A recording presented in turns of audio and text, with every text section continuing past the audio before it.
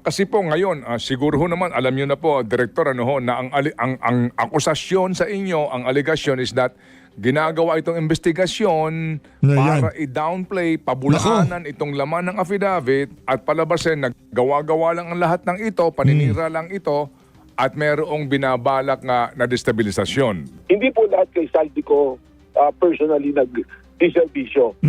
Pero na po nagsabi na naka-assign sa kanya talaga yung 8 po doon sa 18.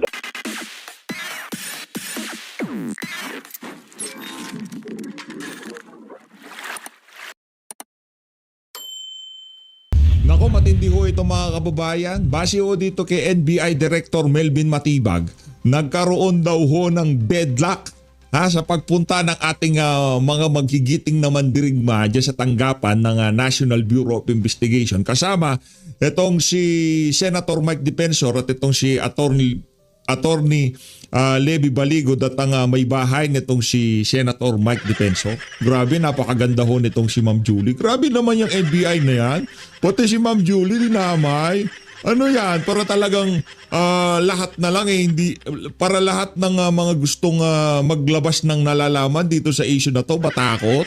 Pati lahat ng magbigay ng assistance, tulong o kung ano pa man dito sa ating mga magigiting na mandirigma na to matakot dahil posible kayong mapasumpinahan ng NBI. Ito ba para doon ba ito? Director Melvin Matibag, para takutin ng ating mga kababayan na pagka kayo nagbigay ng tulong dito sa mga magigiting na mandirigma na to masusumpina kayo. Ganun ho ba ang signal na isinisend nyo na yan? Kaya pati itong asawa nitong si Sen Mike nadamay dyan sa kabalintunaan na yan. Pambihira naman kayo. Sa bagay, nakapag-aura naman dyan si Madam, kaya okay lang napatawag ko siguro siya para napakita niya yung pagka ikaw kakampi mo katotohanan at katuwiran, talagang gumaganda ka. Pero pagka kayo puro kasinghutan lang ginagawa nyo dyan, talagang magiging kamukha nyo si Auntie Claire at itong si Lisa Araneta Marcos. Pero bawat scroll natin, nakikita natin ngayon itong si Sen Mike. Kaya yan na nga ba sinasabi ko sa Sen Mike, pagka hindi ka tumakbo ng pagkasenador, laki ng atraso mo sa amin dito sa PH Update. Pakinggan mo muna natin itong si NBI Director Melvin Matibag. Pang naging one na pagtatanong at yun nga yung naging deadlock, ayaw nilang pumayag. Ang nangyari na one-on-one sila nagbigay ng personal circumstances nila. Ayaw daw ho nilang magpa-interview ng one-on-one. Baka pag upo pa lang, inuperan mo kaagad ng safe house. Mga pagbagsak pa lang nitong unang Marines pa lang, sinabi mo na, pwede kami safe house. Meron kami safe house dito sa NBI. Gusto mo?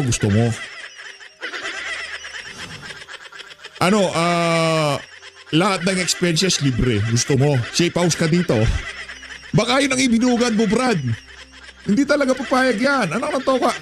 Hindi papayag yan. Sasabihin mo kagad na kung merong banta sa inyong mga buhay, bukas ang NBI para sa safe house. Anak ng Petrang Karapata, masyado kayo kasing napaghahalata.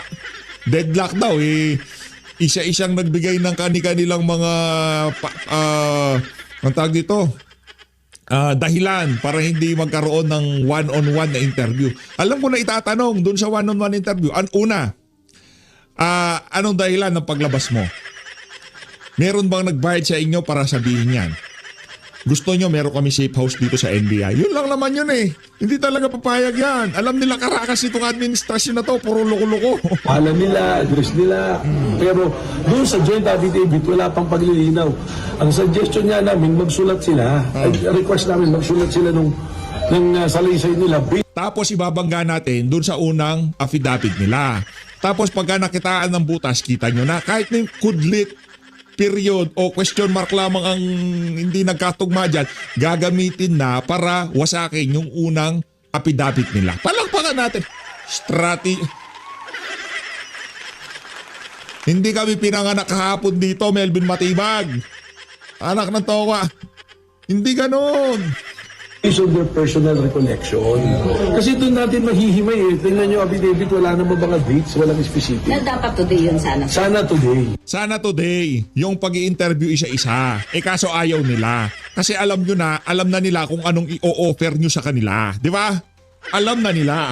Pero nagre-request sila, humingi silang time, we'll give it to them. At tama po na malinaw sa subpina na walang limitations. Wala. Nakalagay dito, verification and validation based on the joint affidavit dated February 20. Sir, dapat pag Kumbaga, gagawa na ng paraan ng NBI kung paano wawasakin yung kanilang joint affidavit. O isa-isa kayo magsulat dyan. Ngayon babasahin nila yon. O teka. Master Sergeant Orly Gutesa, wala pala siya. Halimbawa na lang, itong si Marine 1. Yung sinabi mo sa affidavit, kulang ng period, sinungaling ka. Ganun yan eh. balik nila, may bago na silang PH, ba't alam mo PH bo? Kayo naman. O kung kayo hindi nyo pa alam, parang hindi pa kayo nakasubscribe kay PH Update. Di ba? Pagka kayo hindi nyo pa alam kung anong galawan ng mga sintu-sintu sa administrasyon ni Marcos Jr., baguhan pa lang ho kayo dito. Pero yung mga datihan na dito, hindi pa lumalabas sa bibig natin, nababasa na nila kung anong pinaplano nitong mga kurikong na to. abogado dahil iniimbestigahan din si Attorney Baligod. Huwag kami Ang suggestion ko, dapat they be represented. Hindi, wag kami ng mga kasama namin dito sa PH Update. Dito sa community na to. Wag kami lokohin. Hindi ako mga ng lawyer based on this kasi si Atty. Baligod is also subject of this inquiry. Pero In aid of- we will exercise Anong in aid? In aid of discrediting the joint affidavit of the 18th Marine. Diba? Yan yun eh. Investigation in aid. Meron laging in aid yan. leniency also kung yung 18 siya yung lawyer diyan doon. Pero when we ask question, just personal recollection niya. Sir, We will allow it. Personal recollection, dapat nasa cubicle sila. Silang dalawa lang nitong si Melvin Matibag. Meron kami safe house. Unang bunga no. Meron kami safe house. Ito ka. Kahit ayaw mo magalit, magagalit ka talaga. One-on-one interview. Hindi ka tatanungin kung anong nalalaman mo. Una sasabihin nito si Melvin Matibag. Meron kaming safe house. Gusto mo pumasok? Welcome kayo sa safe house na ngayon. We will exercise Oy, Melvin Matibag, yari ka kay Boying Remulla pagka hindi mo nasalansin yung trabaho mo dyan. maximum tolerance. Pang naging one-on-one na Maximum tolerance. So, ito na. Meron ako papakilala sa mga kasama natin dito sa PH Update. Itong si Ma'am Julie Defensor. Napakaganda ng asawa nitong si Ma'am Senator Mike. Kumbaga, patalastas muna. Puro pangit ang pinapapanood ko sa inyo dito. Auntie Claire, Marcos Jr., di ba? Andalang lang si BP Sara. Andalang lang kasi magsalita. Si Auntie Claire, inaaraw-araw niya mga kalukarikatan. Basta lukarit. Inuoras-oras yung pagiging lukarit niya eh. Kaya, dito muna tayo. Kaya Ma'am Julie Defensor. Eto, ganda ni Madam mo. Game. Walang sounds. Inaurahan si Auntie Claire. Pagka hindi gumagamit ng droga, ganyan ang itsura.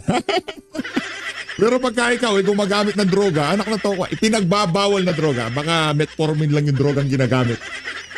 Totally legal. Di ba? Pero pagka pulburon na yan, sumisinggot ka, anak na to ka. Hindi nyo ma-achieve yung looks na to. Yung looks na yan, tingnan yung mga normal lang ginagawa sa buhay. Hindi nagpupulburon. Di ba? Mga magaganda at mga magagandang lalaki. Di ba? Ganda ni Madam. See you upstairs. Anong floor ba? Anak ng tawa, bakit meron tarpaulin dyan si Melvin Matibag? O ikaw na! NBI director ka na! isang question lang. Yung sasakyan Ganda ni Madam. Mama, sa iyo ko na ibibili nitong si Sen Mike. Pagka hindi siya tumakbo sa 2028, mula 2028 hanggang matapos ang termino ni BP Sara, outside the Colombo siya ha. na yung ginamit mo. Natawa na lang si Mom. Sabi ni Mom dito, anong tanong mo? Anong tanong mo? Sasakin niyo daw kung ginamit. Inaurahan lang ni Madam. Ang ganda ni Madam. Ay na nga mga kababayan, balik tayo dito kay Melvin Matibag na lahat ng argumento niya ating tinitibag. Punta ho tayo ngayon dito kay Manong Ted Filon na kung saan nagkakatotoo ang ika nga nasusulat. Dito tayo kay Manong Ted. Matibag po ng NBI. Good morning po, Director. Good morning! Magandang umaga po, Kated at DJ Chacha. Sa lahat po ng morning! tumatangkilik, ang milyong-milyong tumatangkilik sa inyong programa po. Isang magandang umaga po. Salamat sa panahon. Sino po yung general kaninyo na retirado na nasa likod nitong paglantad ng mga kalalakihang napapakilalang Marines? Well, na-identify na po namin, but Kuya Ted, pasensya na muna, hindi ko muna po siya papangalanan. Meron pa po kasi kami mga binabalidate na bagay. Pero we identified him as he belonged to 1975 na class ng PMA class po, na siya yung naging in charge sa security po ni Ginoong Saldico at sa kanyang grupo. Okay. Na kung saan siya po yung nag-recruit dito sa 103 na binanggit ni Atty. Balicod na 103 yung detailed kay Saldico. Pero we found out, di naman pong 103, hindi po lahat kay Saldico personally nag-diservisyo. Yun na po sa 18. Kanino? Kay Martin Romualdez yung iba. So totoo yung sinasabi noong mga retired Marines na talagang nagseservisyo sila kay Saldico. Nako, umamin din. Sinasabi natin, no? Hindi naman po kay Saldico naka-assign meron na po nagsabi na naka-assign sa kanya talaga yung 8 po doon sa 18. Okay, so nangangahulugan na ito pong retired general ay general po ng anong service? Army na ito ay empleyado ba rin siya ni dating Congressman Saldico? Kaya siya yung in charge sa security kaya meron sinasabi na recruitment ng 108 AFP personnel? Yes po, sa Philippine Army po. At hindi ko lang po sigurado kung hanggang sa ngayon ay empleyo pa po ni Ginoong Saldico dahil wala na nga po, nagtatago na po si dating Congressman Saldico. Okay, so ito bang retired general director ang siyang responsable o isa sa mga responsable kung bakit nagkaroon ng joint affidavit, pinagsamang sinumpang salaysay itong 18 kalalakihan na ito?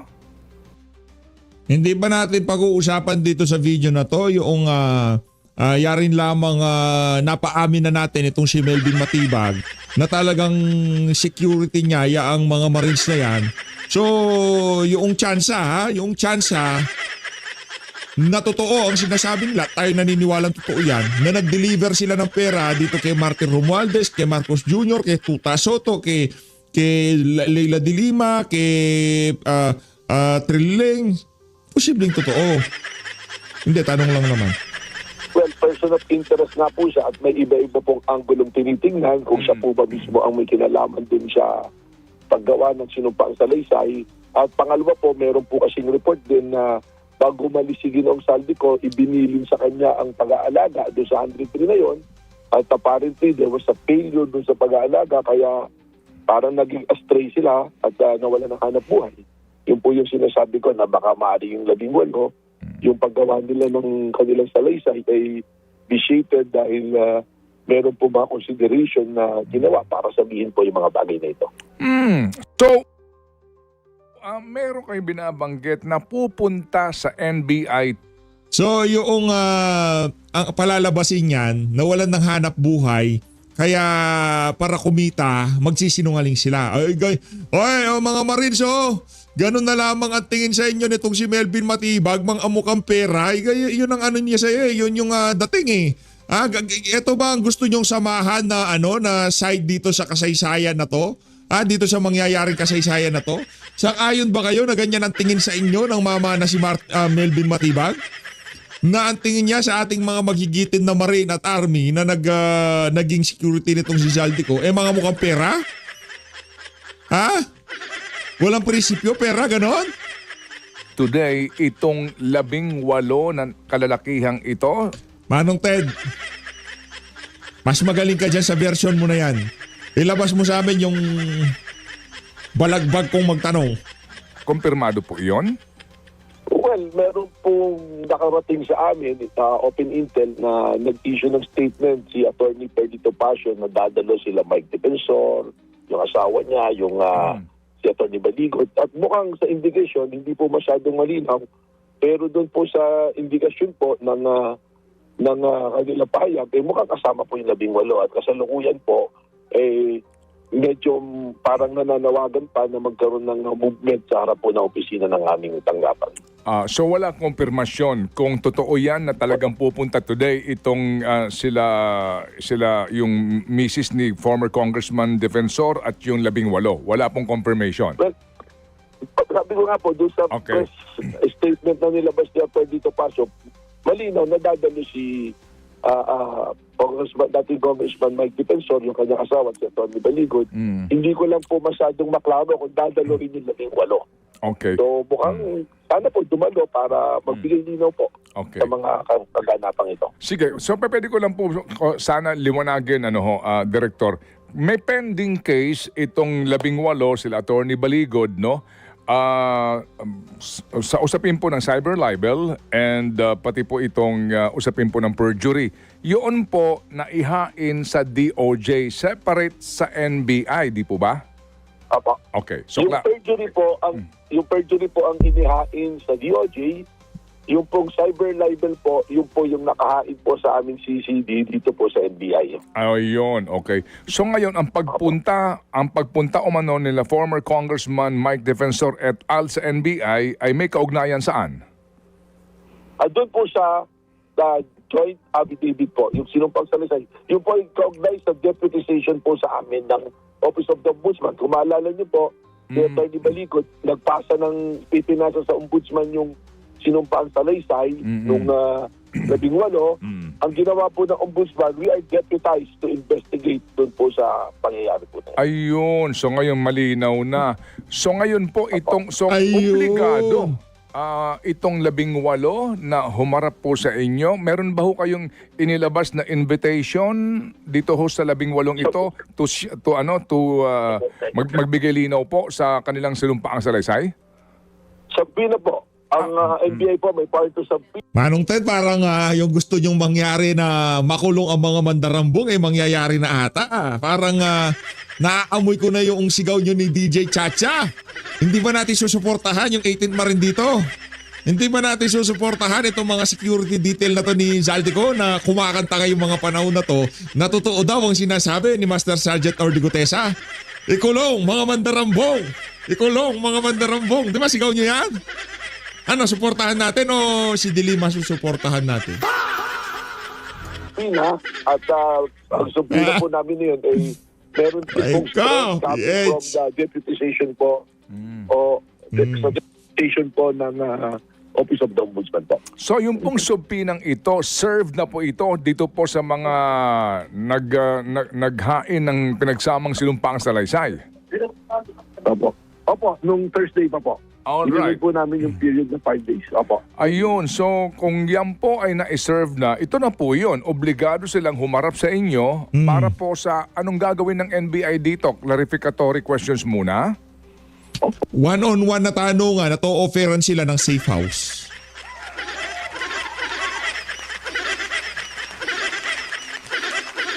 Tatanungin po muna natin. Sabi ko nga po, Kapatid, yung proseso po natin ganito. Halimbawa po, ikaw, Kapatid, nagreklamo ka sa investigador, sa polis. Inireklamo niyo po yung isang tao. Hindi po naman natin kaagad tatawagin yung taong inireklamo. Ang gagawin po na investigador, tatanungin ka, imbestigahan ka, titingnan po yung mga anggulo na sinasabi mo. At pag napatunayan, kinakailangan tawagin yung taong inireklamo, ay tatawagin po natin. Kaya po kung sinasabi to, liliwanagin po natin na yung pong mga pinangalanan doon sa joint affidavit, hindi po nangangahulugan na hindi namin sila tatawagin. Ang sinasabi lang po namin, sinisimulan po namin yung proseso ng investigasyon sa pagtatanong, paglilinaw doon po sa 18 naghayag ng kanila po mga akusasyon. So kung totoo palang tauhan sila ni Zaldico at sinasabi nila na totoo yung sinasabi ni Zaldico at sinisigunduhan nila yung sinasabi nitong si Master Sergeant Orly Gutesa, At itong si Manong Ted Filon, gusto niya makulong ang Mandarambong. Ano pa hinihintay natin? Sa mga taong nabanggit po sa kanilang joint Aray affidavit. mo. Ay, salamat po sa Ay, salamat clarification. po. Kasi ngayon, mas Oo. maganda ito para Oo. maintindihan nyo. Ang obligasyon at papel ng NBI, ipapatawag yung mga nag-aakusa Yung nag-aakusa. para klaruhin yung akusasyon and then hindi nangangahulugan na hindi na kayo magpapatawag doon sa mga binanggit na mga pangalan na umano'y tumanggap ng either supot, paper bag o maleta. Yun ho talagang proseso. Kaya nga sinugtin eh. Diba? Tapos yung mga nasabihan, kung mabigat ang ebidensya, dapat kasuhan. Kagaya ni De Lima, Trillanes, Father Adik. Yeah? Tama po. Tama po. Ayun. So, okay. Paano po ang inyo pong pagtatanong sa kanila? Sila ba ay kinakailangan may kaharap na mga abogado? At ito ba ay isa-isa? Ito ba ay 18? Kasi nga, medyo sa ibang mga abogado sinasabi parang mahirap yata yung pinagsamang sinumpaang saresa ng 18. Yan. Di ba? Yung ano yan, iparot natin yung narrative ni Boying Remulla. Go ahead, Well, sir. Oh. we will ask them kung kailangan po nilang, sa palagay nila, kailangan samahan ng abogado habang iniimbestiga. Gagawin po namin yan. Ibibigay po namin sa kanila yung karapatan po na yun dahil option po nila yan na may presence na abogado pag sila tinatanong. Although, hindi naman po sila suspect or anything, nagka-clarification po tayo. So kung ang choice po nila ay may abogado, papayagan po natin. Kung papayag naman po silang wala, ay okay din naman po yan. Pero yung pagtatanong po namin, ang una po namin hihingin sa 18, kung maaaring magbigay sila ng sarili po nilang salaysay. Base sa kanilang partisipasyon at recollection, hindi lamang po doon sa kanila pong sinabi doon sa joint affidavit po. Di biyak-biyakin na lang natin yung joint affidavit. Di ba? Ito, kanino affidavit to? Kanino to? Ito kay ganito. Tanggalin nyo dyan. Tagawa kayo ng 18. Lahat ng involved yung isa, sama-sama. Huwag na. Hindi, siyempre inihintay natin na magkamali yung mga Marines para gawin natin na nagko-contradict yung kanilang statement sa NBI at yung kanilang statement sa joint affidavit. Been there, done that. Papunta pa lang yung strategiya na yan, naaamoy na natin. Opo. Sila Attorney Baligod ba kasama dito sa nasumpinan ninyo? Kasama po. Kasama Okay. po dahil siya po yung unang nagsalita. Nung naalala niyo po yung press con, siya yung nagsasalita, hindi naman po yung 18. Okay. Ngayon po sir, doon sa isinampang kaso sa inyong Anti-Cybercrime Division na kaso ng cyber libel, ito bang gagawin nyo na pag-interview, pagtatanong, hango sa ombudsman na deputization, yan ba ay maaring i-connect na doon sa kaso ng cyber libel o separate pa ho yung cyber libel? Kasi nga, di ba kung inyong gusto malaman ang puno Ba't puro cyber libel naririnig ko? Hindi ba natin pag-uusapan yung akusasyon na tauhan sila ni Saldico, nag-deliver sila ng maleta? Ngayon yung cyber libel ni Laila de Lima. punot dulo nito, kung totoo ba ito o hindi, baka pwede na magamit yon dito ho sa cyber libel. Hindi pa. Gamitin natin sa cyber libel. Well, separate po yung pagtatanong, pero lahat po ng statement nila will be official and can be used in any proceedings po na haharapin po, na may kinalaman po doon sa kaso po. Ayun, opo. So, ang linaw niyan. Yun, Kaya malinaw, importante malinaw. dito, magsabi talaga ng katotohanan kasi nga, maaari na maggamit ito pati doon sa cyber libel case, no? Yung importante yung cyber libel case eh. Kulong mga mandarambong. Kulong mga mandarambong. Director, no? Okay. Opo. Tama po. Yung pong mga binabanggit na pangalan po dito na iba, kagaya po nung John Paul Estrada, yung Mark Tiksay, yung iba pang mga sinasabing tauhan itong si Saldico, kailan po ang pagkakataon na ito ipatatawag kung sakasakali man? Ikulong mga mandarambong. Ikulong mga mandarambong. Ipapatawag din po sila, inuna lang nga po natin itong mga unang lumantad na to. Ipapatawag din po, may mga binanggit din purong parte ng 103 na pinabalidate namin na nasa serbisyo pa po ng PNP o military. lahat po ng pinangalanan doon, ando doon po yung malaking posibilidad na ipatawag po silang lahat para Yeah. sa kalinawan po ng kaso nito. Okay, yung pong mga pictures dito na mga bandal-bandal na pera, pati po yung mga maleta na meron pa hong mga sinasabing binuksan, etc. Yung kumuha nito sa mga pictures na ito, malalantad rin na Direktor? Cyber libel. Tama po yan. Yan po yung isa sa tanong namin mamaya. Sino yung kumuha ng litrato? Dahil sa korte po, ang litrato, pag ipipresent mo, kailangan po mayroong magpapatunay, titistigo na siya ang kumuha nun para sabihin yung circumstansya po ng pagkuha ng larawan po. Alright. Ngayon, Director, yung pong mga binabanggit din dito ng mga lugar kung saan po daw naghahatid ng mga perang ito, kailan po hahantong yung investigasyon sa katotohanan nun? Stage by stage ito, paano po? Ikulong mga mandarambong!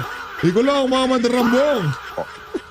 Opo, stage by stage. May nasimula na po kami, gaya po nung payag ni Sergeant Tube na magkasama sila ni Congressman na saldi ko sa aeroplano na nag-deliver ng pera sa Ilocos. Tinek na po namin yan. Nag-issue na po ng certification yung air taxi na sa flight lang nila mula 2023 hanggang 2025 wala pong panahon na nagkasama sa flight si dating Congressman Saldico at si Sergeant Tube. So yun, meron na pong kalinawan kaagad dun. Hindi pa kalinawan yon. Anak ng tawa, kung ako yung may-ari ng air taxi na yun, anak ng tawa, ba't pambira, si Gutesa nga, hindi na siya nakita. Ikaw pang air taxi na nahahalo dito sa usapin na to? Ukulong mga mandarambong! Alright. Gaano Alright. po kaya ito kabukas sa publiko? Itong inyong gagawing Alright. investigasyon kasi nagmamasid po tayo dito, no? Para po lang siguro nga para lang ho natin malaman na ang inyo po dito ay impartial investigation. Well, Kuya Ted, unang-una po, kami po ay will be very open sa publiko through sa inyo po, sa mga platform po ninyo kung ano yung nangyayari. As long as hindi pa ito sensitibo at hindi makaka-apekto para maging masama po yung tatakbuhin ng investigasyon, ay amin po isa sa publiko po, every stage po nito, kung ano po yung mga development po. At nandun din naman po, hindi naman po namin pipigilan magsalita yung mga personalidad namin tinawag kung ano po yung nangyari. Ikulong mga mandarambong! Ikulong mga mandarambong! At ang isa po rito, yung buong proceedings will be recorded for Aray mo. purposes na pag dumating yung panahon na sabihin may coercion, may ginawang ganito, meron po tayong ebidensya ipapakita naging maayos po ang investigasyon. Opo. Kasi po ngayon, siguro ho naman, alam nyo na po, Director, na ang akusasyon sa inyo, ang allegation is that ginagawa itong investigasyon Na para i-downplay, pabulaanan itong laman ng affidavit at palabasin, naggawa-gawa lang ang lahat ng ito, paninira lang ito, at merong binabalak na destabilisasyon. Can you clarify that? Yun ang script. Well, ang sa atin lang po lahat ng anggulo tinitingnan po natin. Pero sabi ko nga po, yung proseso ng investigasyon sinusunod po natin. May nagreklamo, tatanungin natin yung nagreklamo, titingnan yung mga ebidensya ipresinta, at hindi po natin magdadalawang isipan na tawagin yung mga tao po na dapat tawagin kung doon po tayo dinadala ng investigasyon. Yeah, sinasabi ko. And then so far, sir, dito po ang binabanggit nga ng mga posibleng kaso, ha? Hindi ko sinasabing ito nga ang mangyayari. Perjury, kung sisinungaling ka, tama po, cyber Tama po. libel Tama doon po. sa mga offended parties, yung civil damages kung meron mang maghahain. Pero Tama po. Pero ito ba ay maaari mo nang i-connect sa destabilisasyon? Ano ho ang sinasabi po nga ngayon ng ilang mga Ikulong mga mandarambong! Ikulong mga mandarambong! nagmamasid nga po dito na ito dahi po'y concerted effort para Yan. pabagsakin ng gobyerno? Pabaksakin ng gobyerno. Kasama po yan sa anggulong tinitingnan. Kaya katunayan, meron pa kami personalidad na ipapatawag. Pero yung yung konektado sila kay Saldico, yung totoo na tauhan sila ni Saldico, ikulong mga mandarambong! Destabilization plot! Din bukas, nasampina na po si Pastor Aray mo. Efrain Tendero, yung pong nag-witness dyan. Kasi kami pong ibang background check at titingnan po kung ano yung participation, bakit po napasama rito sa pangyayari nito. Yung nagtestigong bishop. Opo. Okay. Opo. Yan, Yung, yan ginigipit na ho lahat, pati yung bishop na Ikulong mga mandarambong! abogado po na nagnotaryo nito nagpunta na po sa inyo. Oh. Pati napatawag abogado. na po namin. At, Ang sinabi bihira, naman pati niya na nagnotaryo. Sa Las Piñas siya ang nagnotaryo at dumating naman lahat. Dahil lamang yung sinasabi niya na ang role lang naman niya is alamin na hindi sila pinilit, hindi niya na inalam kung ano yung nilalaman nung affidavit. Sa isang banda, may punto naman sa ganun, pero alam po ninyo, pag binasa mo naman yung affidavit, makikita mo isang malaking akusasyon to that will give interest to the general public na siguro you will exercise more caution na baka kung ako po yung magnonotaryo, papayuhan ko, baka pwedeng mag-issue kayo ng tigi-tigi sa affidavit based on your recollection kasi malalaki. Hindi na. Huwag kayong mag-alala. Maglalabas na sila. Allegation po. Okay. Pero sabi nga niya, nagnotaryo lang ako. Yung po yung sabi niya. Sige po. So again, sorry Director ito lang po. Kung ito ho muna ang inyong pinatatawag, after ho ba nito, kasi nga ito po sa ombudsman na preliminary na investigation, lahat ng binanggit dito, lahat ng mga individual na inaakusahan nila dito o sinasabihan na nakinabang sa pera po ni na nagaling kay Saldico, lahat yon hihingian nyo ng kanya-kanyang sinumpaang salaysay. Well, papunta po tayo ron. Pagkatapos Ikaw lang, mga mandaram mo. Kaya pagka kung ano man nakaprinta sa damit, wag uto-uto. As always, maraming salamat po sa pag-support sa page at mag-ingat to kay lahat. Ikaw lang, mga mandaram mo.